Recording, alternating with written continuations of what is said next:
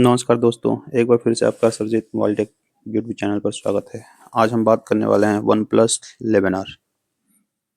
ये देखिए, जैसे कि वन प्लस 11R4 है, इसका ग्लास पूरा टूटा हुआ है। आप देख सकते हैं नीचे से पूरे तरीके से टूटा हुआ है, ये ऊपर से भी टूटा हुआ है। ये मतलब इसे हैवी डैमेज बोलते हैं इसको।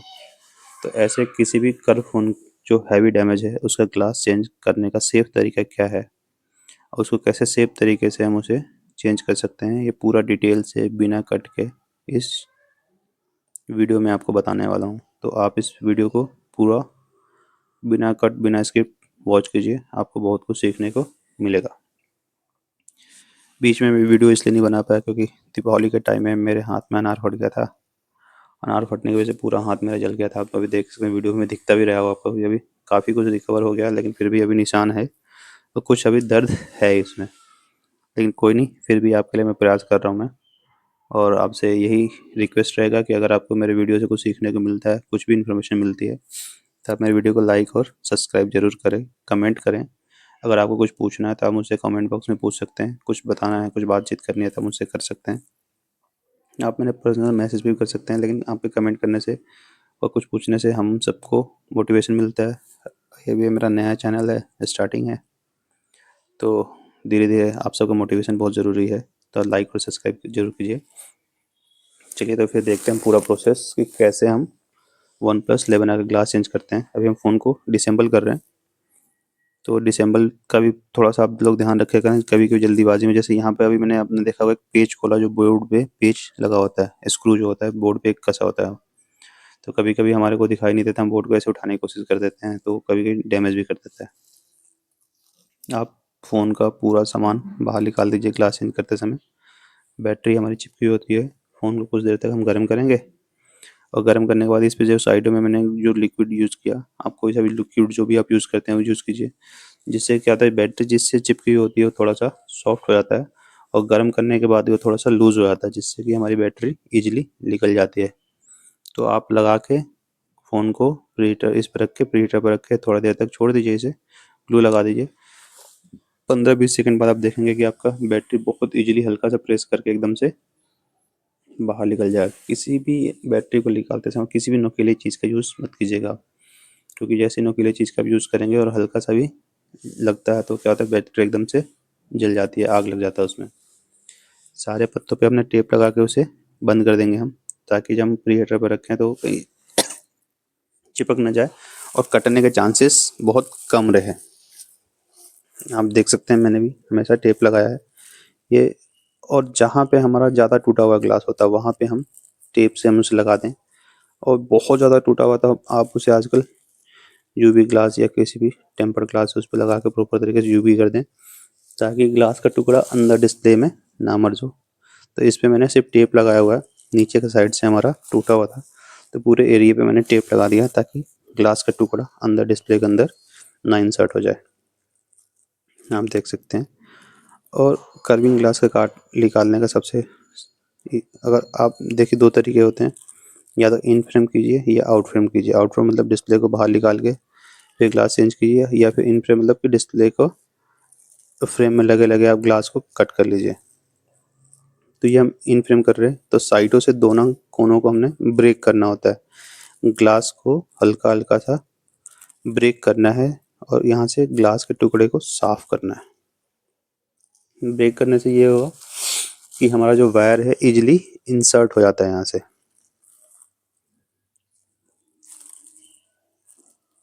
बिल्कुल इसको आराम आराम से करना है, इसमें कोई जल्दीबाजी नहीं करना, और यहाँ पे कोई फोर्स नहीं लगाना आपने, क्योंकि अगर यहाँ पे आपने फोर्स लग गया और आपका ब्लेड जो है ये चल रहा है, कहीं गलती से डिस्प्ले को लग गया तो पूरी डिस्प्ले यही से या तो ब्लैक हो जाएगी, या पोलराइजर कट जाएगा तो उसमें लाइनिंग आ जाएगी, ज़्यादा प्रेस हो जाएगा तो, और आपकी डिस्प्ले डैमेज हो जाएगी, या फिर टच चलना बंद हो जाएगा।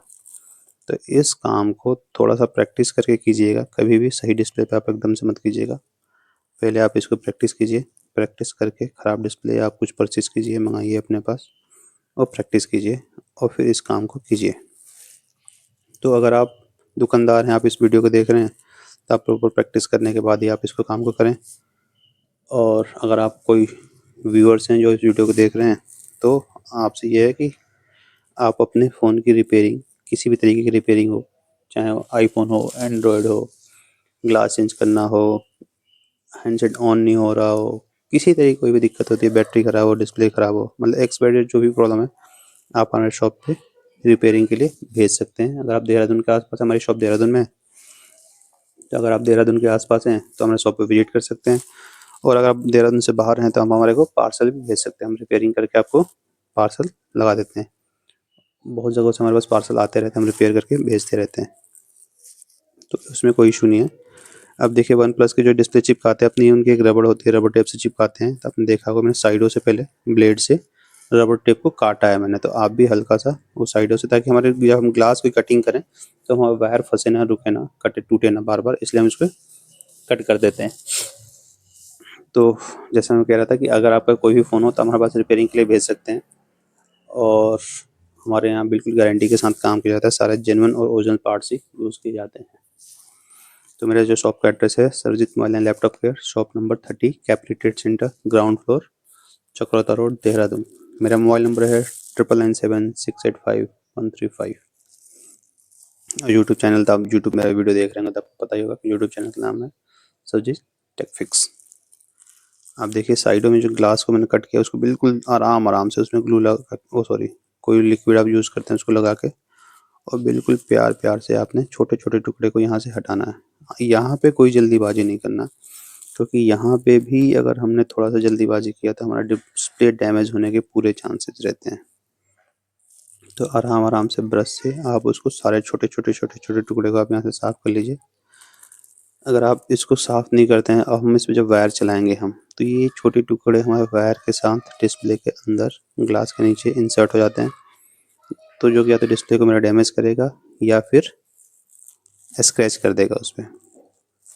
इस साइडों से फिर आप दोनों साइड से जो टेप है उसमें हल्का सा लिक्विड लगा के ब्लेड से, जो शेविंग ब्लेड होता है उससे आप उसको ग्लू को काट दीजिए। इसका थोड़ा सा कटिंग मैं इसे नीचे से भी कर देता हूँ, क्योंकि राइट हैंड साइड में आप देख रहे हैं कि मेरा ग्लास ज़्यादा डैमेज है, तो मैं चारों तरफ से कट करके उधर से भी कट कर लेता, ताकि मेरे को वायर इंसर्ट करने में, और लास्ट में मेरा अगर कहीं पे फंस जाता है, वायर यूज़ करते हैं, जैसे नीचे की साइड ज़्यादा डैमेज है तो वहाँ पे वायर फंसने के चांसेस ज़्यादा होते हैं, और वहाँ पे मैं ज़्यादा फोर्स करूँगा तो वहाँ से मेरे डिस्प्ले डैमेज होने के चांसेस बढ़ जाते हैं।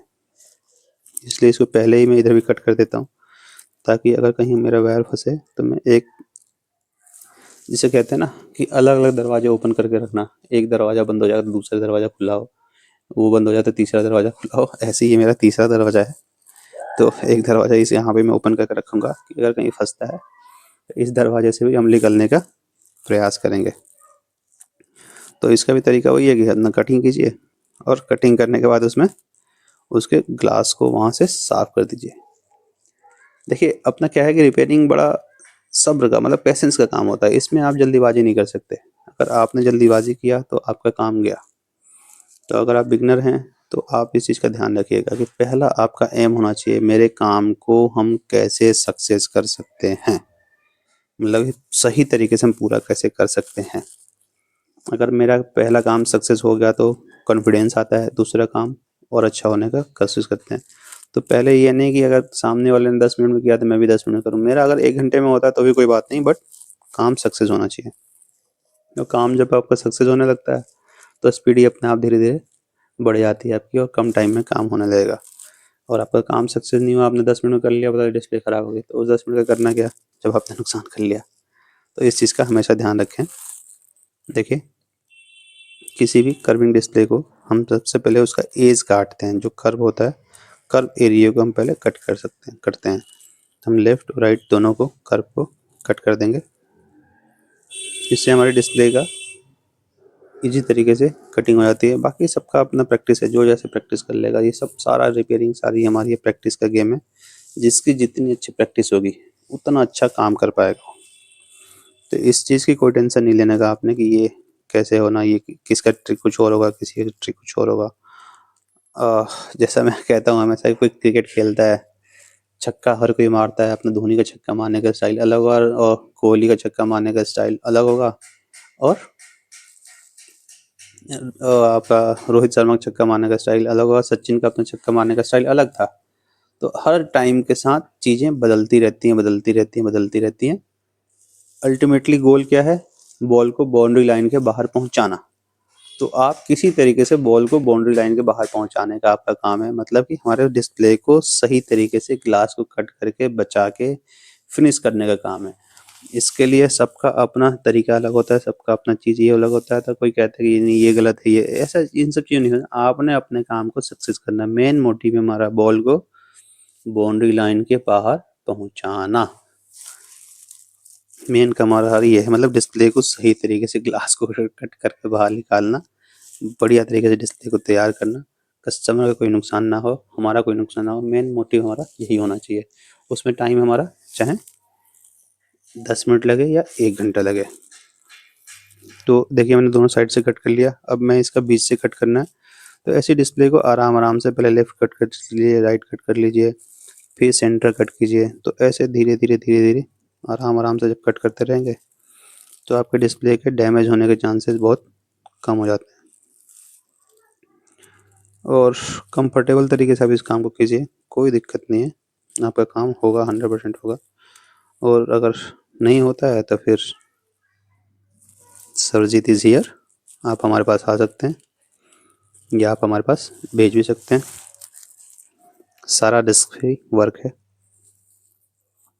आप देखिए अब यहाँ पे जहाँ पे ग्लास ज़्यादा टूटा हुआ है, यहाँ पे थोड़ा सा हमें स्लो काम करना पड़ेगा और यहाँ पे थोड़ी सी सावधानी बरतनी पड़ेगी। देखिए अभी जो मैंने तीसरा दरवाज़ा खोला है वो भी हमारे यहाँ काम आ गया, हम उसे नीचे तक लेके गए। अब ये ग्लास तो टूटा हुआ है, लेकिन यहाँ पे कोई वायर हमारा फंस नहीं रहा है, इसलिए इजीली यहाँ से कट गया। अगर वायर फंसता तो हम तीसरे दरवाजे का यूज़ करते हुए हम उसको इधर से काटते हुए नीचे की तरफ लेके चले जाते, लेकिन यहाँ पे हमारा वायर की कोई इशू नहीं है। अब यहाँ पे नीचे क्या है, लेंस होता है, तो यहाँ पे भी थोड़ी सी सावधानी बरतना होगा आपको। क्या था कि लेंस के अंदर कोई छोटा ग्लास का टुकड़ा ना इंसर्ट हो जाए। जब ग्लास कट जाए तो उसे आगे की तरफ खींच के उठाइए, एकदम से वही से मत उठाइएगा, क्योंकि वहाँ से उठाने से क्या होता है, वहाँ पे हमारा लेंस दबने के चांसेस होते हैं, जिससे डिस्प्ले में हमारी लाइनिंग आ सकती है, डिस्प्ले हमारा ब्लैंक हो सकता है। जब भी ग्लास आप कट कर लें तो डिस्प्ले को आगे की तरफ खींच के आप उसे उठाएं। ये छोटी छोटी सावधानियाँ होती हैं। जैसे यहाँ पे छोटे छोटे ग्लास के टुकड़े हैं, हल्का सा अल्कोहल लगाइए और उसे ब्रश से साफ कीजिए, हाथ से मत कीजिए आप।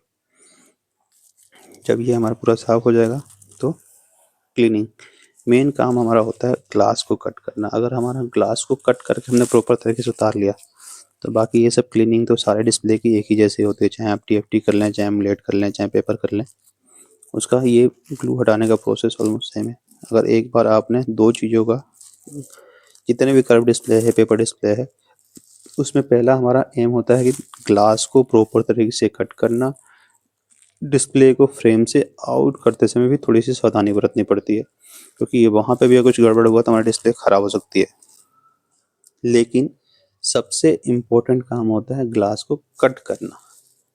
अब टेक्नोलॉजी आ रही है, चीज़ें आ रही हैं, बदलती रहती हैं। आजकल लेजर मशीन आ गई हैं, जिससे ऊपर से यूवी लग जाता है ग्लास के ऊपर, तो ग्लास चाहे हमारा कितना भी डैमेज क्यों ना हो, यूवी लगने से वो सॉफ्ट हो जाता है और हम वायर से इजीली उसको निकाल पाते हैं। लेकिन ये सब टेक्नोलॉजी है आज के हिसाब से, लेकिन वो महंगे भी हैं, हर कोई उसको अफोर्ड नहीं कर सकता है। लेकिन इस काम को आप प्रैक्टिस करके बिना किसी इन्वेस्टमेंट के ही आप कर सकते हैं। अब टेक्नोलॉजी का साथ जाना है तो उसमें क्या होता है कि आपका रिस्क कम और समय भी कम लगता है।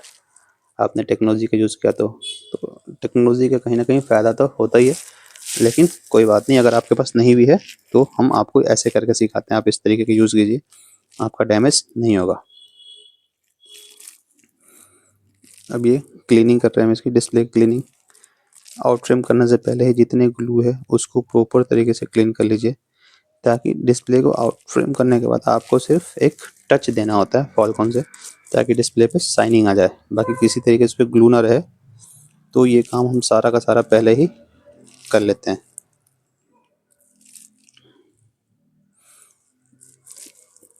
हम ट्रेनिंग भी देते हैं, हम खुद की रिपेयरिंग भी करते हैं। जो हमारे पास बच्चा सीखने आता है, देखिए ऐसा कोई अपने इंस्टीट्यूट का सिस्टम तो नहीं है कि 10-10 20 बच्चे एक साथ पढ़ रहे हों, लेकिन हाँ 3-4 स्टूडेंट्स हमारे पास होते हैं। मैक्सिमम 5 बच्चों का सीटिंग है हमारे पास। तो अगर आप कहीं से इस वीडियो को देख रहे हैं, आप सीखना भी चाहते हैं, तो आप हमारे पास आ सकते हैं। हम आपको बेसिक से एडवांस लेवल तक रिपेयरिंग सिखाते हैं। और पूरा समय देखिए हमारे पास क्या था, प्रैक्टिकली वर्क होता है। तो जो बहुत सारे इंस्टीट्यूट हैं वहाँ पे सिर्फ सीखने में और काम करने में बहुत का फ़र्क होता है, ये हम भी समझते हैं। तो और आप भी इस चीज़ को समझिएगा कि जो हम कहीं से सीख के आते हैं और हमें लगता है कि टेबल पर जाके सारा काम अब हम कर ही लेंगे, क्योंकि वहाँ पे जो हमें बताया जाता है तो लगता है अच्छा ये ऐसे हो गया, ये ऐसे हो गया, ये सब कुछ ठीक हो गया, सब कुछ ठीक हो गया, फटाफट फटाफट काम ठीक हो जाता है। बट जब हमारे पास काम आता है तो फिर वहाँ पे कहानी फंस जाती है। तो टेबल पे काम करके सीखने का मज़ा ही कुछ अलग होता है। अब हम डिस्प्ले को देखिए आउट फ्रेम कर रहे हैं, तो ये जो डिस्प्ले होती है इसमें बहुत ज़्यादा नहीं चिपका होता है, ये ऊपर से और लेफ़्ट और राइट से चिपकी हुई होती है। तो हम पहले इसका लेफ़्ट और राइट को कट करेंगे, आराम आराम से नीचे तक लेके जाएंगे। मैं क्या करता हूँ कि मैं हमेशा ऊपर से हटा के नीचे की तरफ नहीं लेके जाता हूँ, मैं ऊपर में थोड़ा सा चिपका हुआ छोड़ देता हूँ मैं, और लेफ़्ट और राइट में पहले काट कर देता हूँ नीचे तक।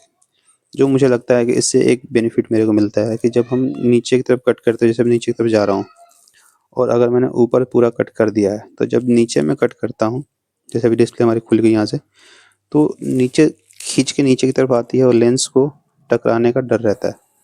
तो इसलिए मैं ऊपर कट तो करता हूँ ग्लू को, लेकिन थोड़ा सा छोड़ देता हूँ ताकि डिस्प्ले प्रॉपर तरीके से वहाँ से ऊपर से हिले ना। देखिए मैं कट कर रहा हूँ इसको मैं, और इसको मतलब अंदर से क्या टेपिंग होती है, टेपिंग से डिस्प्ले चिपकी हुई होती है हमारी, तो हम उस टेपिंग को कट कर रहे हैं। तो जहाँ पे हमारा लगता है कि ये OCA पेपर हार्ड चल रहा है, वहाँ पे थोड़ा सा ग्लू लगाया और उसको कट कर दिया। साइडों में यहाँ पे पत्ता है, तो आपने OCA पेपर को इतना इंसर्ट करें जिससे कि पत्ते को फोर्स ना करें, नहीं तो आप ज़्यादा हार्डफुली करेंगे तो पत्ता आपका कटने का रिस्क रहता है। ये नीचे की साइड दोनों कोनों पे एक रबर टाइप का रहता है जिससे डिस्प्ले हमारी चिपकी रहती है, तो उसको भी हमारे को कट करना होता है। ये दोनों से नीचे का आप देखें, यहाँ पे नीचे लेंस भी होता है, तो जब OCA पेपर लेके आए तो इसका भी ध्यान रखना हमारा OCA पेपर लेंस से ना टकरा जाए।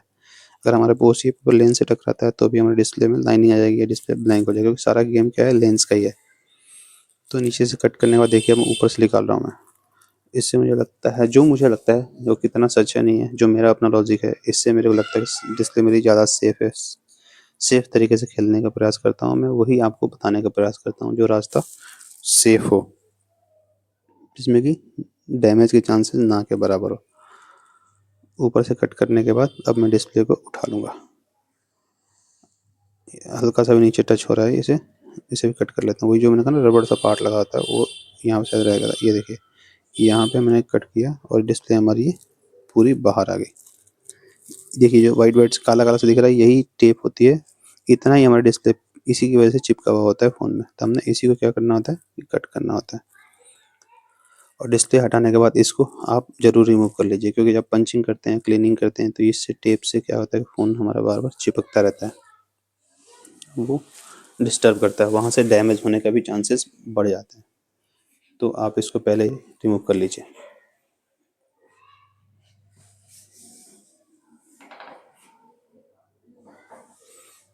पूरे टेप को बाहर निकाल लीजिए,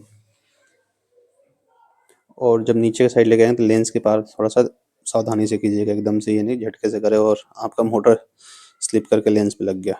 ये हट गया हमारा, आप देख सकते हैं पूरा क्लियर हो गया। अब डिस्प्ले को हम एक बार फ़ोन में लगा के ऑन करके चेक कर लेते हैं कि अभी की स्थिति क्या है हमारी। देख सकते हैं हमारी डिस्प्ले बिल्कुल सही है, कोई दिक्कत नहीं है।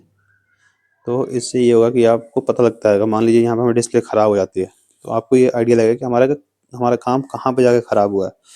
कभी कभी हम सीधे डायरेक्टली काम करते हैं, पंच पंच कर लिया, पता लगा हमारी डिस्प्ले ख़राब हो गई, तब हमारे को ये नहीं पता लगता कि गलती हमारी रही या गलती पंचिंग में रही। तो इसलिए जब भी आप डिस्प्ले निकालने एक बार चेक कर लें, और जब आप काम करने लगते हैं तो आपको कॉन्फिडेंस रहता है कि हाँ कोई दिक्कत नहीं है, जो मैंने किया बिल्कुल सही किया था, सब कुछ ठीक ही होगा, तब एक ही बार में सारा काम कर लीजिए। लेकिन शुरू-शुरू में जब भी आप करें तो हर एक चीज़ करने के बाद एक बार आप चेक कर लीजिए। जैसे आपने ग्लास कट किया, आपने चेक कर लिया, तो आपको ये पता लग गया कि हाँ मैंने ग्लास की कटिंग सही कर ली। फिर आपने आउट फ्रेम किया, आपने एक बार चेक कर लिया, तो आपको ये पता लग जाता है हाँ मैंने आउट फ्रेम भी सही कर लिया। तो अगर ग्लास कटिंग के समय डिस्प्ले डैमेज होती है तो आपको ये कंफर्म हो जाएगा कि मेरी गलती कहाँ पे हुई है, कटिंग के टाइम पे हुई है, तो आप उसमें इम्प्रूव करेंगे हम आपको। अगर आउट फ्रेम करने में ख़राब होती है डिस्प्ले, तो आपको ये भी कंफर्म हो जाएगा मेरी डिस्प्ले कहाँ ख़राब हुई, तो आउट फ्रेम करने में। तो कहीं न कहीं आउट फ्रेम करने में आपसे कोई गलती हुई तो आप वहाँ पे अपने आप को इम्प्रूव करेंगे। तो ऐसी छोटी-छोटी बातों का ध्यान रख के आप पूरे ग्लास को निकाल सकते हैं, कटिंग कर सकते हैं। देखिए अब हमारी डिस्प्ले पंच भी होगी, सब कुछ। अब हमारी डिस्प्ले तैयार हो गई है। अब चेक करते हैं।